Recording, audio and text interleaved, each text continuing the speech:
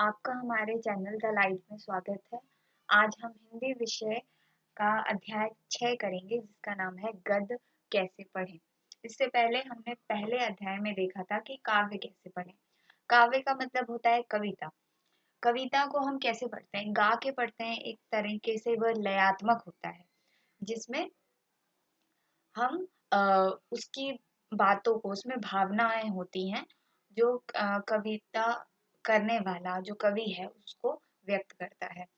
गद्य जो होता है इसकी भाषा सरल होती है, सहज होती है, बोधगम्य होती है।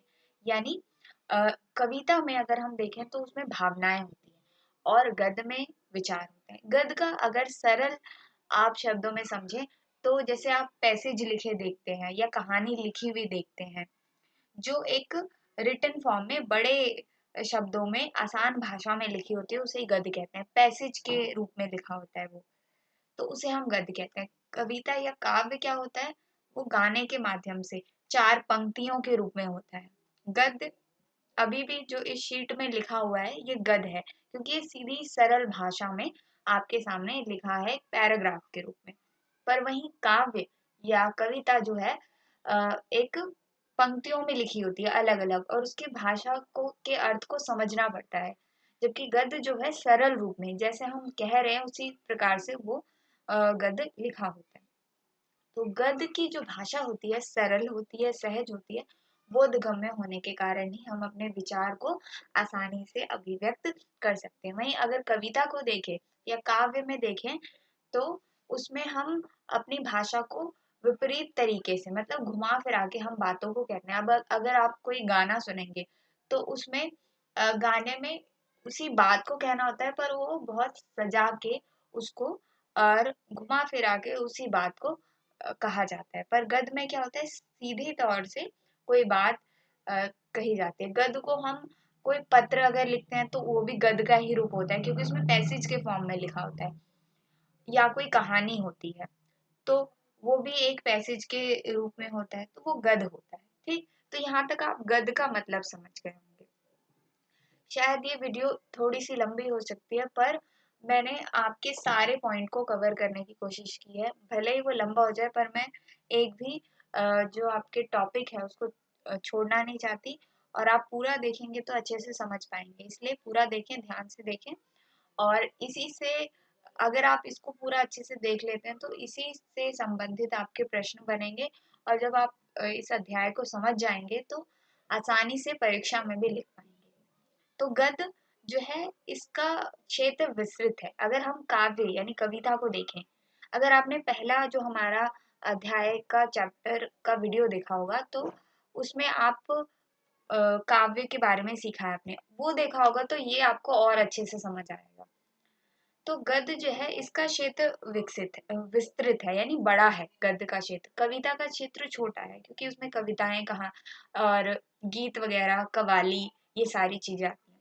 गद्य का क्षेत्र उससे और विस्तृत है क्योंकि इसमें निबंध आते हैं, कहानी हो गया, उपन्यास हो गया, जो बड़ी बड़ी कहानियां होती हैं, बड़े जो नॉवेल्स होते हैं, यात्रा वृतांत हो गए, उसमें संस्मरण, समाचार पत्र में जो लिखा होता है पूरा वो भी गद्य में लिखा होता है, संपादकीय, और ये सारी बातें और ये सारी चीजें जो है गद्य में आती है। तो गद्य का ही ये माध्यम है। ठीक, तो गद्य, ये इतना समझे आप कि गद्य क्या होता है।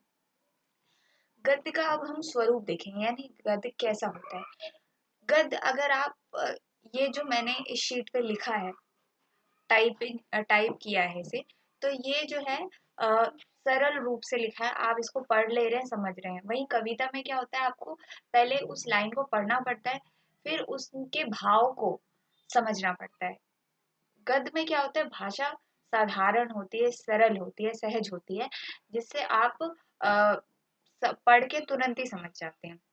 और गद्य में ही हम बात करते हैं। हम जब भी बात करते हैं आपस में, किसी से भी बात करते हैं तो कविता के रूप में तो नहीं करते या घुमा फिरा के गा के तो नहीं व्यक्त करते।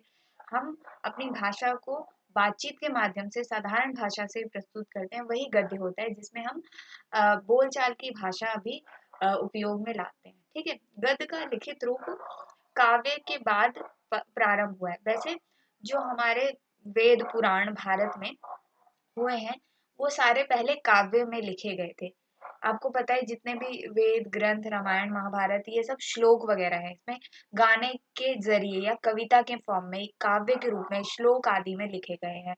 तो जो गद्य का रूप है वो बाद में आया और कविता या काव्य जो है पहले आया था, जिसमें श्लोकों के माध्यम से हमारे जो वेद ग्रंथ वगैरह लिखे गए वो सीधी भाषा में नहीं लिखे गए।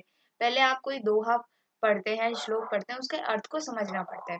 पर अब जो हम पढ़ते हैं, जितने भी हम अपनी किताबें पढ़ते हैं, किसी भी सब्जेक्ट की पढ़ते हैं, वो गद्य में होती है। वो कविता के फॉर्म में या काव्य में श्लोकों के रूप में नहीं लिखी होती, वो गद्य के रूप में लिखी होती है। तो काव्य के बाद गद्य आया है, पर इसका क्षेत्र बहुत विकसित हो गया है। चाहे समाचार पत्र में, चाहे किताबों में, कहानियां में, सब में गद्य का ही उपयोग होता है। इसकी भाषा साधारण बातचीत जैसी होती है, सहज होती है, सरल होती है। तो इतने से अभी तक आप समझ चुके होंगे कि गद्य क्या होता है। अब हम देखेंगे कि हिंदी में गद्य का विकास कैसे हुआ, यानी हिंदी में ये जो गद्य का स्वरूप है, पहले तो काव्य था, यानी जितने भी रामायण महाभारत ये भारत में जितने भी पुस्तकें हुई प्राचीन काल से, उसमें श्लोक वगैरह काव्य के रूप में लिखा गया। तो गद्य कैसे आया, गद्य का विकास कैसे हुआ, उसके बारे में देखेंगे। तो जो हिंदी का जो साहित्य है, यानी हिंदी जो लिटरेचर है, उसको 4 भागों में बांटा गया है।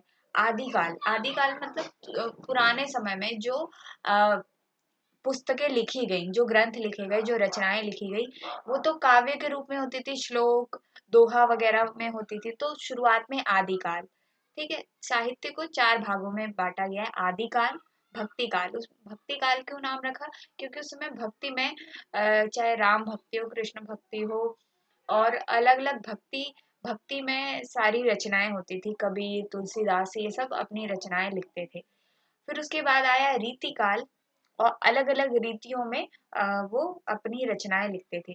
और आधुनिक काल। तो साहित्य में, हिंदी साहित्य में 4 भागों में बांटा गया है हिंदी साहित्य को। आदि काल, भक्ति काल, रीति काल और आधुनिक काल। आधुनिक काल को ही हम आज का काल कहते हैं, जिसमें हमारी पुस्तकें वगैरह लिखी गई हैं गद्य में। सो आधुनिक काल में भी बहुत सारे चरण आते हैं, जैसे भारतेंदु युग, त्रिवेदी युग, छायावाद और प्रगतिवाद, ऐसे बहुत सारे हैं। इसकी डिटेल में नहीं जाना हमें, पर इतना समझना है कि आधुनिक काल में भी ये सारे चरण आते हैं। और आधुनिक काल अभी चल रहा है, जिसमें हम अपनी पुस्तकें गद्य में पढ़ते हैं, ठीक। तो हिंदी गद्य जो पहली बार साहित्यिक रूप, साहित्यिक मतलब लिटरेचर, लिखा हुआ, जो हमारे पास प्रमाण मिलता है लिखे रूप में, कब शुरुआत होती है, भारतेंदु युग से। भारतेंदु हरिश्चंद्र ये एक लेखक, और इन्होंने कविताएं भी लिखी। ये जो है, इन्होंने हिंदी में खड़ी बोली का शुरुआत की। यानी जितने भी पहले हमारे काव्य लिखे गए, यानी कविताएं लिखी गई, वो ब्रज भाषा में लिखी जाती थी। जैसे सूरदास ब्रज भाषा में लिखते थे, और तुलसी जी अ, अवधी भाषा में लिखते थे। ऐसे मीराबाई के पंक्तियां आप देखोगे, तो ये लोग ब्रज, अवधी और इन सारे जो भाषा में ये लोग लिखते थे।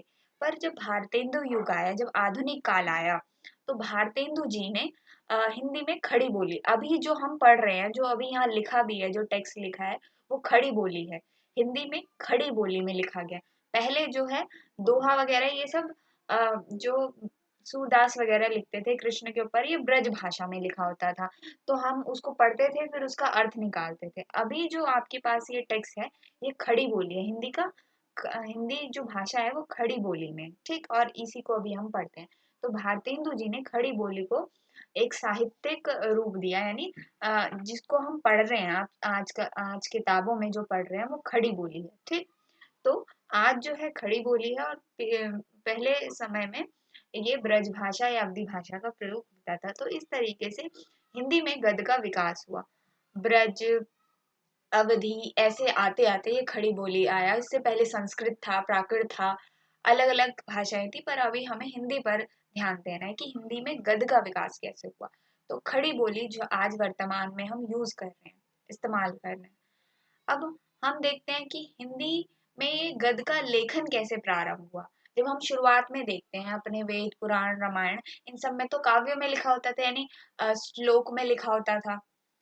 पर जब ये जो गद्य है, इसका लेखन कैसे शुरू हुआ, यानी इस तरीके से, जिस तरीके से अभी लिखा हुआ है हमारी किताबों में, पूरा एक पैसेज के रूप में लिखा होता है, इसका लेखन का शुरुआत कैसे हुआ। तो जब आप जानते हैं हमारे देश में जब अंग्रेज आए, तो उस समय वो अपनी भाषा बोलते थे, अंग्रेजी भाषा बोलते थे। तो उन्होंने क्या किया, अब यहाँ पर जब उन्हें शासन करना था, तो जरूरी था उन्हें कि यहाँ की भाषा सीखेंगे तभी तो वो कर पाएंगे यहाँ का शासन।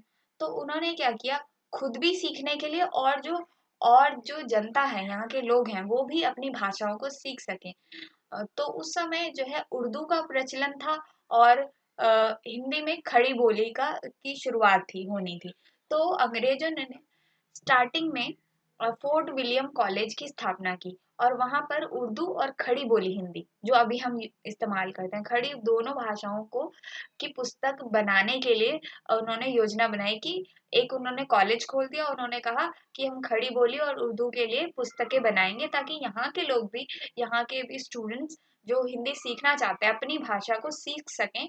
और हम तो सीखेंगे ही, क्योंकि हमें यहाँ का सारे प्रशासन व्यवस्था देखनी है, तो हमें भी हिंदी सीखनी है। और हम सिखाएंगे भी, यहाँ के जो ज्ञानवान लोग हैं उन लोगों को सिलेक्ट करेंगे, वो यहाँ के अध्यापक बनेंगे, वो सिखाएंगे और हम भी सीखेंगे। और इससे रिलेटेड उस समय कोई ऐसी हिंदी गद्य में पुस्तक नहीं थी, हाँ कविताओं में थी, काव्य में थी, पर गद्य की कोई पुस्तक नहीं थी। इसलिए वहाँ के जो प्रधानाचार्य थे, जो फोर्ट विलियम कॉलेज के जो प्रिंसिपल थे, बिल क्राइस्ट, उन्होंने क्या किया, खड़ी बोली में हिंदी गद्य की एक को स्वतंत्र भाषा स्वीकार कर ली कि हिंदी हिंदी का प्रचार प्रसार होना चाहिए, और यहाँ पर लोग भी सीखेंगे, हम भी सीखेंगे, और इस प्रकार से हम अपना शासन व्यवस्था चलाएंगे। तो उन्होंने कहा कि हिंदी में हिंदी की गद्य पुस्तकें भी तैयार होनी चाहिए, ताकि यहाँ के लोग सीख सके। तो उन्होंने उस समय के जो लेखक थे, लल्लू लाल और सदल मिश्र, इनको नियुक्त किया, और दो चार और लेखकों का नाम आता है। तो उस शुरुआती दिनों में लल्लू लाल जी ने प्रेम सागर और सदल मिश्र ने नासिकेतोपाख्यान, ये दो पुस्तक उन्होंने रचना की, जिसमें हिंदी के बारे में शुरुआती ये किताबें हैं जो गद्य पर आधारित थी, जिनमें कविता के रूप में कोई चीज नहीं लिखी थी, गद्य में लिखी गई थी। और गद्य लेखन का कैसे प्रचार प्रसार हुआ। देखिए, अंग्रेज अलग थे, और अंग्रेजों ने जब आए, उनका उद्देश्य था शासन करना। पर उसके बाद उनके आने के कई सालों बाद जो ईसाई मिशनरी थे, ईसाई धर्म का प्रसार करना चाहते थे जो लोग, उनको आने की अनुमति नहीं थी भारत में। उनके धर्म में बताया गया है कि उन्हें जो है, उनके एक तरीके से आज्ञा उन्हें मिली है, उनके धर्म में बताया गया है कि उन्हें जो है, लोगों को अपने धर्म के बारे में बताना है, भले ही वो उससे स्वीकार करें या ना करें। ईसाई धर्म की मान्यता है कि वो क्या है, दूसरों को अपने धर्म के बारे में परिचय देंगे, और ये अच्छी बात है। सभी को अपने धर्म के प्रचार प्रसार करना चाहिए। इसी प्रकार ईसाई धर्म के जो अनुयायी थे, मिशनरी थे, वो सिर्फ भारत में ही नहीं, अलग अलग देशों में आज भी वो लोग प्रचार करते हैं। तो अंग्रेजों ने कई समय तक, कई अ, सालों तक उन्हें अनुमति नहीं दी कि भारत में वो आके ईसाई धर्म का प्रचार प्रसार करें। पर कुछ समय बाद उन्हें अनुमति मिल गई कि आप आ सकते हैं, प्रचार कर सकते हैं। तो जब वो ईसाई धर्म के लोग आए, तो उन्होंने कई हॉस्पिटल और स्कूल वगैरह शुरू किए, और सेवा भाव करते थे, वो सेवा करते थे, और साथ ही उन्होंने अपना जो ईसाई धर्म का प्रचार प्रसार किया।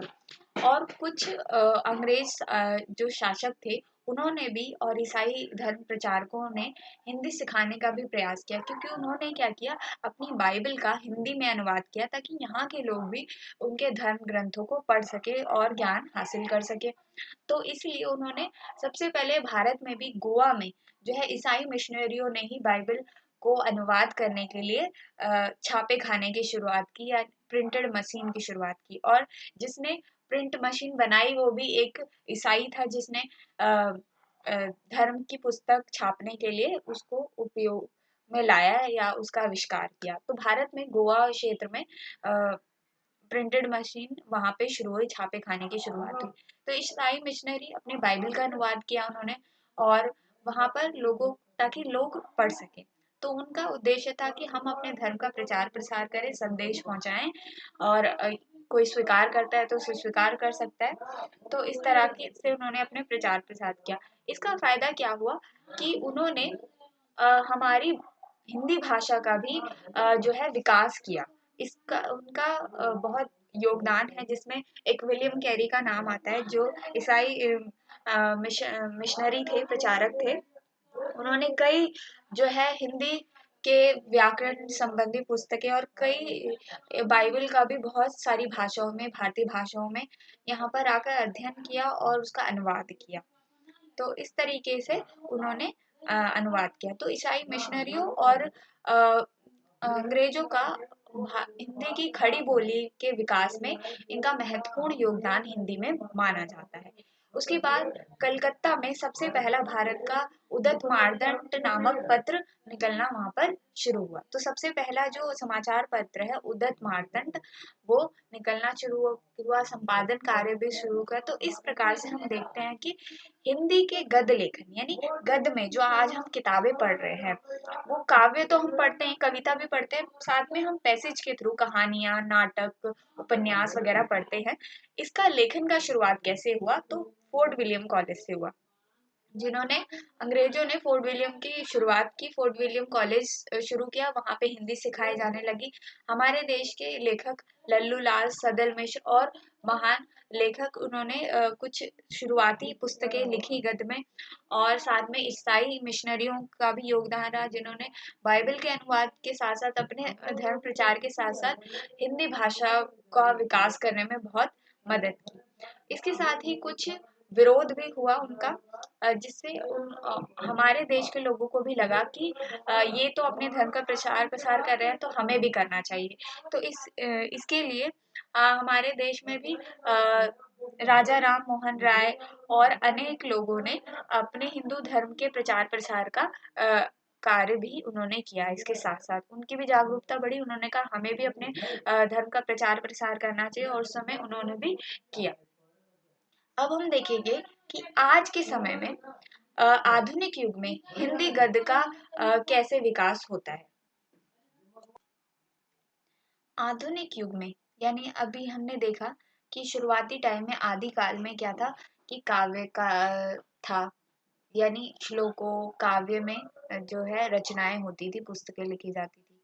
उसके बाद भक्ति काल, रीति काल, और आधुनिक काल में, यानी आधुनिक युग में ही हिंदी में जो है गद्य का विकास हुआ। गद्य मतलब जो अभी हम पढ़ते पढ़ते आ रहे हैं अभी तक, कि पैसेज के रूप में आपकी जो किताबें हैं, जो आप पढ़ रहे हैं, सारा गद्य में लिखा है। जितनी अलग अलग पुस्तकें हैं, चाहे आपकी विज्ञान की हो, और साइंस की, सामाजिक विज्ञान, भूगोल, अर्थशास्त्र, सभी जो है गद्य में लिखा गया है। ठीक। सो उसी गद्य का शुरुआत कहाँ से हुई है? भारतेंदु युग से। भारतेंदु हरिश्चंद्र जो है उस आधुनिक युग के ऐसे कवि हैं जिन्होंने हिंदी भाषा में गद्य का विकास के लिए बहुत योगदान उन्होंने दिया। और उनके अन्य साथी मित्र थे बालकृष्ण भट्ट, देवकी नंदन खन्नी, और भी सारे जो है साहित्यकार हुए, जिन्होंने नाटक, निबंध, कहानी, उपन्यास हिंदी में बहुत सारे लिखे, जिससे हमारी हिंदी भाषा का विकास हुआ। इसके बाद, उनके बाद द्विवेदी जी आते हैं। इनका पूरा नाम है महावीर प्रसाद द्विवेदी। इन्होंने क्या किया? अभी तक तो नाटक, कहानी, हिंदी में कहानियां वगैरह लिखी जा रही थी, और हिंदी का विकास हो रहा था, हमारी भाषा का विकास हो रहा था। पर द्विवेदी जी जब आते हैं, महावीर प्रसाद द्विवेदी जी, इन्होंने क्या किया? जो व्याकरण संबंधी चीजें हैं, यानी जो हिंदी भाषा की छोटी छोटी चीजें हैं, व्याकरण है, भाषा है, इसको सरल बनाया और भाषा में शुद्धता लाई। और खड़ी बोली, जो आज हम सीधी भाषा का उपयोग कर रहे हैं, अभी तो हम ब्रज भाषा का यूज नहीं कर रहे, सीधी भाषा जो अभी हम पढ़ रहे हैं वो खड़ी बोली है, इसका भी उन्होंने प्रचार प्रसार किया। द्विवेदी युग के बाद ये आधुनिक काल के अंदर ही छायावाद, प्रगतिवाद, प्रयोगवाद, ये सब आते हैं। इसको डिटेल में जानना नहीं है, पर एक आपको पता होना चाहिए, इसलिए ये बताया जा रहा है आपको। तो इसमें के जो प्रसिद्ध लेखक, कवि ये हैं प्रेमचंद, महादेवी वर्मा, सूर्यकांत त्रिपाठी निराला। इन लोगों के जो कहानियां और कविताएं हैं वो आगे आने वाले आप चैप्टर में पढ़ेंगे। सो अब हम देखते हैं कि गद्य के बारे में। तो ये आपकी पुस्तक में दिया गया है ये फ्लो चार्ट। तो गद्य में दो रूप दिखाए गए हैं इसके। गद्य के प्रमुख विधाएं। विधाएं का मतलब होता है गद्य के और क्या क्या रूप हैं या उसके क्या पार्ट हैं, क्या रूप हैं उसके। तो गद्य के प्रमुख विधाएं का मतलब है उसके रूप। गद्य का और क्या रूप देख सकते हैं हम? कथा साहित्य, जैसे उपन्यास हो गया, कहानी हो गया, छोटी शॉर्ट स्टोरी, लघु कथाएं, नाटक, निबंध, ये सारी चीजें गद्य का ही रूप है। नाटक, कहानी, ये सारे गद्य का रूप है। ठीक। और गद्य के प्रमुख अवयव। अवयव मतलब होता है गद्य जो है किन किन चीजों से मिलकर बनता है। तो गद्य में हमेशा विचार तत्व होते हैं। जो भी आप अपनी किताबें पढ़ते हैं उसमें कोई विचार होता है। कोई कहानी आप पढ़ते हैं या विज्ञान कोई लो, उसमें कुछ विचार होते हैं जो लेखक ने लिखा होगा, उसमें कुछ उसके विचार होंगे, तो विचार तत्व होता है। दूसरी बात हो गद्य की बात होती है कि भाषा। अगर आप गद्य जो है इंग्लिश में पढ़ रहे हैं चाहे हिंदी में पढ़ रहे हैं, उसमें भाषा होती है, चाहे इंग्लिश होगी, हिंदी होगी, बंगला होगी, कोई भी भाषा होगी, विचार होगा, कोई एक शैली होगी। या शैली भी चार प्रकार के, वर्णन कर रही होगी किसी घटना का, या कथात्मक होगी, या भाव होंगे उसमें, विचारात्मक होगी। तो गद्य के प्रमुख अवयव मतलब होता है गद्य किन किन चीजों से मिलकर बना है। और गद्य की प्रमुख विधाओं का मतलब होता है, विधाएं मतलब गद्य के और क्या क्या रूप हैं, जैसे कथा हो गई, कहानी हो गया, नाटक हो गया, जो पैराग्राफ के फॉर्म में आपके पास लिखा होता है, जो आप अभी कहानियां पढ़ते हैं, में पढ़ते हैं, वो सब गद्य में आता है। ठीक। तो इसको हम विस्तार से अब देखेंगे, ये एक चार्ट के रूप में, ताकि आप अच्छे से समझ सकें। हम गद्य की प्रमुख विधाएं देखेंगे। कथा साहित्य। तो कथा साहित्य में जिसमें कथा हो, कोई कहानी हो, उसमें कथा साहित्य में पहला आता है उपन्यास, कहानी और लघु कथाएं यानी शॉर्ट स्टोरी।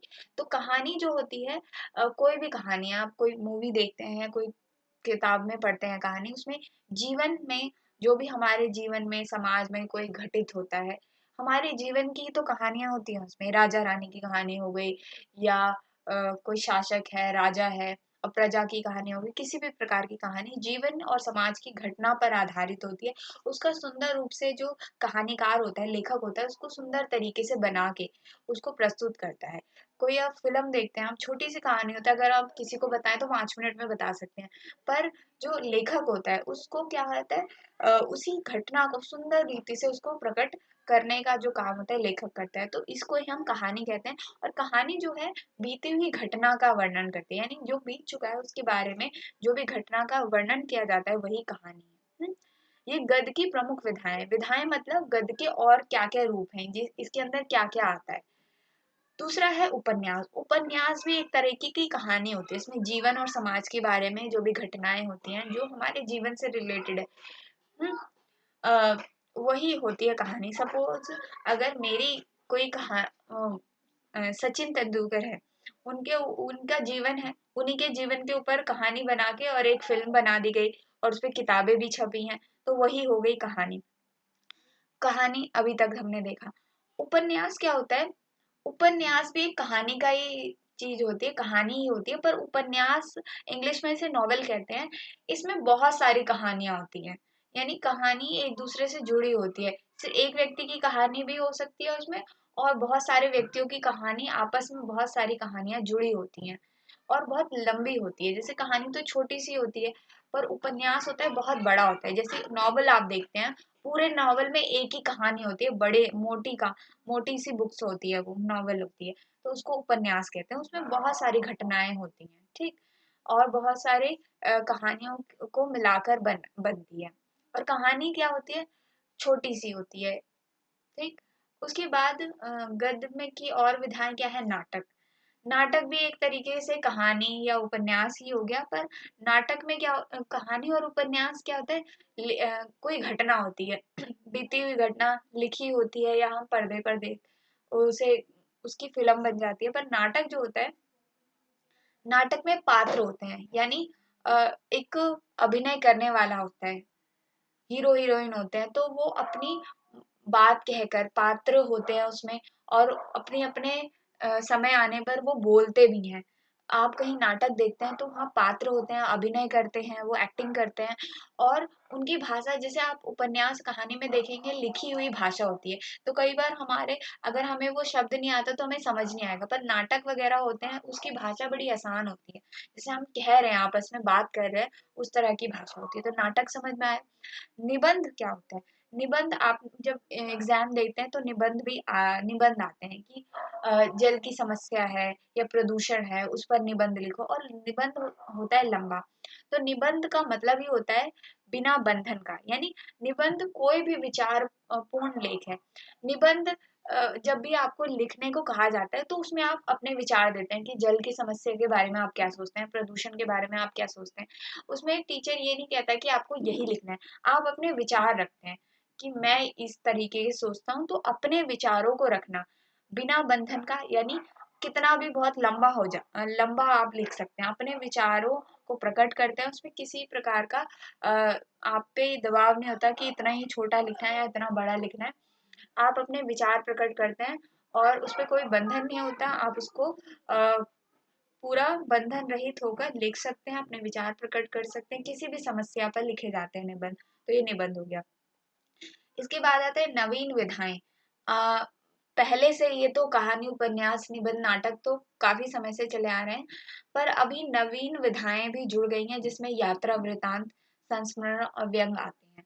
तो नवीन विधाओं में सबसे पहले यात्रा वृतांत।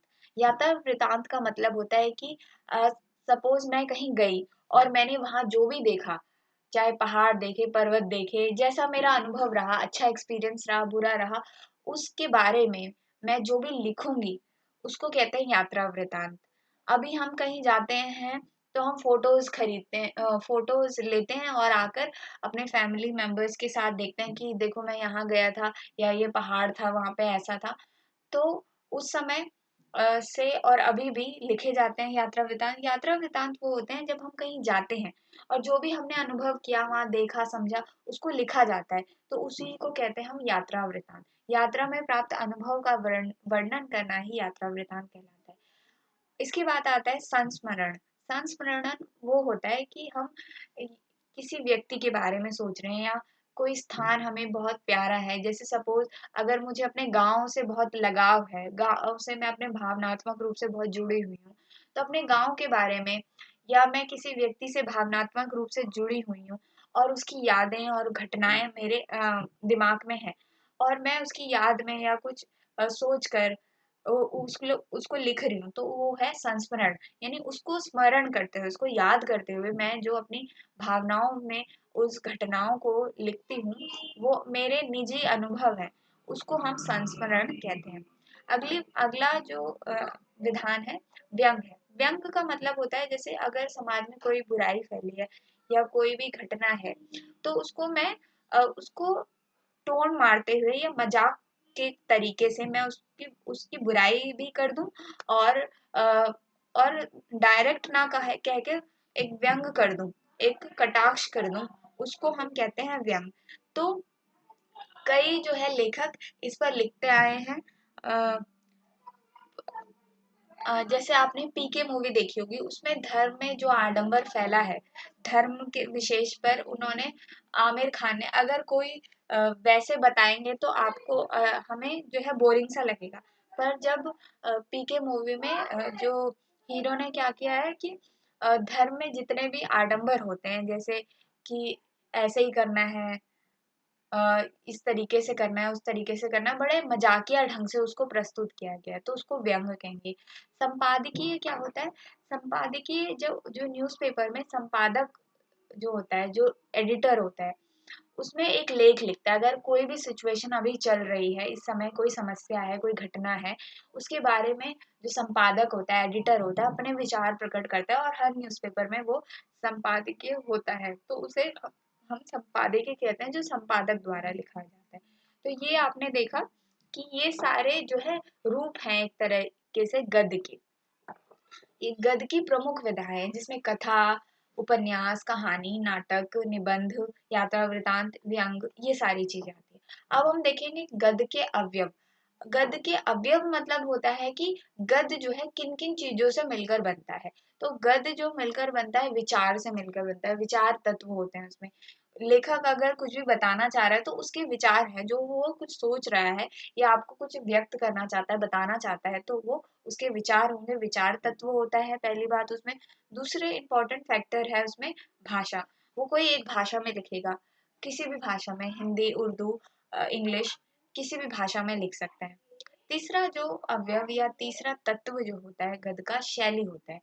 किस शैली में लेखक लिख रहा है, या वर्णात्मक या कोई घटना का वर्णन करते हुए लिख सकता है, या विचारात्मक लिख सकता है, कथात्मक या भावनात्मक हो सकते हैं। तो शैली होती है 4 प्रकार की: वर्णात्मक, विचारात्मक, कथात्मक, भावात्मक।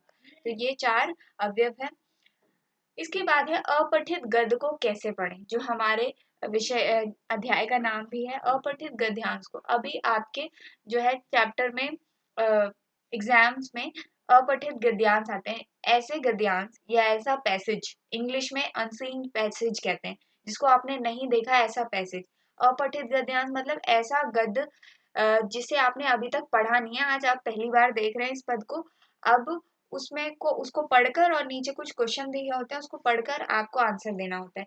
तो अपठित गद्यांश को, जिसको हमने पहले कभी नहीं पढ़ा, आज पढ़ रहे हैं, उसको कैसे पढ़ा जाए, या फिर कोई भी किताब आप पहली बार पढ़ रहे हैं तो उसको पढ़ना कैसे चाहिए, गद्य को हमें पढ़ना कैसे चाहिए।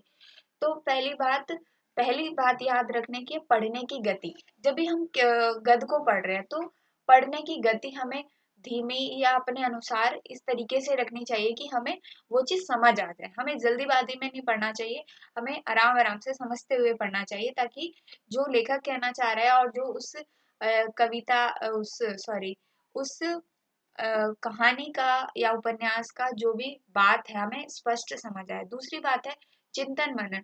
जो भी हमने पढ़ा उस पर चिंतन मनन करना है, उसको ध्यान करना है कि क्या किस बारे में लेखक बताना चाह रहे हैं। तीसरा आता है शब्द को उसको देखने की आदत। कई बार हम किताब पढ़ते हैं और उसमें ऐसा शब्द आ जाता है जिसका हमें अर्थ ही नहीं पता होता। तो अब जब हमें अर्थ नहीं पता होगा तो हम कैसे समझ पाएंगे। इसलिए जब भी हम गद्य पढ़ें, चाहे हम इंग्लिश पढ़ते हैं, तो इंग्लिश जब हम पढ़ रहे हैं, हमें इंग्लिश आती है, पर हमें एक ऐसा कोई वर्ड आ जाता है, एक ऐसा शब्द आ जाता है, तो हमें उसका मतलब ही नहीं पता। अब मतलब नहीं पता तो हम पूरे टेक्स्ट को नहीं समझ पाएंगे। वैसे हिंदी में भी ऐसे कई शब्द आ जाते हैं जिसका हमें अर्थ नहीं समझ आता। तो हमें उसी समय उस अर्थ का शब्दकोश में, डिक्शनरी में उसका अर्थ देखना चाहिए। जब हमें अर्थ पता चल जाएगा तो उस कहानी या नाटक जो भी आप पढ़ रहे हैं उसको अच्छे से आप समझ पाएंगे। चौथी बात क्या है कि विचारों का बोध। जो भी वो विचार है, जो भी शुरुआत से अंत तक लेखक कहना चाह रहा है, उसके विचारों को हमें बोध होना चाहिए, ध्यान होना चाहिए कि अभी तक लेखक किस बात पे जोर दे रहा है। और कोई भी लिखने वाला लेखक है, कोई भी, आप चाहे विज्ञान पढ़ रहे हो, चाहे हिंदी पढ़ रहे हो, इंग्लिश पढ़ रहे हो, उसके जो लेखक है, जो समझाने वाला है, जो लिखने वाला है, उसके उद्देश्य को भी समझना चाहिए कि उसने किसी उद्देश्य से तो लिखा होगा, उस उद्देश्य को भी समझना पड़ेगा। तभी हम गद्य को समझ सकते हैं। तो अपठित गद्यांश को कैसे पढ़ें? पढ़ने की गति देखना है, चिंतन मनन करना है, अगर कोई डिफिकल्ट वर्ड आ गया तो उसको देखना है, विचारों का बोध रहना चाहिए, हमें उद्देश्य को समझना है लेखक को। तो इस तरीके से हमने देखा कि गद्य क्या होता है, इसका विकास कैसे हुआ, और भारत में इसका विकास कैसे हुआ, गद्य में क्या क्या चीजें आती हैं, गद्य किन चीजों से मिलकर बनता है, गद्य को कैसे पढ़ा जाए, ये सारी चीजें आपको समझ आ गई। अगर थोड़ा बहुत भी अगर कुछ आपको डाउट रहता तो अगेन इसको प्ले करके देखिए और आपको जरूर समझ आएगा। तो आशा है आपको समझ आया होगा। अगर समझ आया तो आप सब्सक्राइब करें, और पूरा वीडियो देखने के लिए आपका धन्यवाद।